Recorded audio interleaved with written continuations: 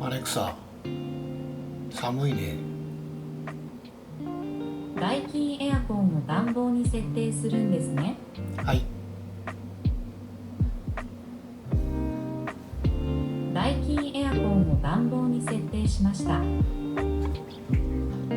エアコンは何度？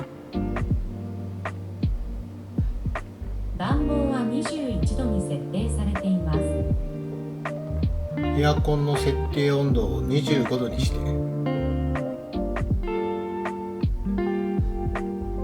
暖房は25度に設定されています。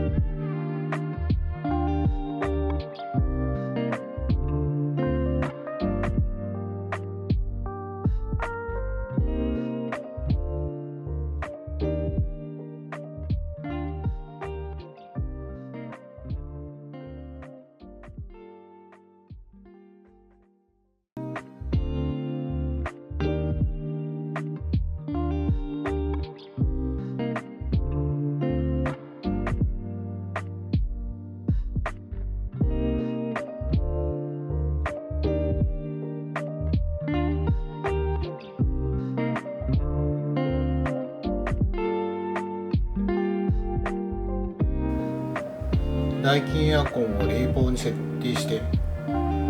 ダイキンエアコンを冷房に設定するんですね。はい。ダイキンエアコンを冷房に設定しました。ダイキンエアコンは何度？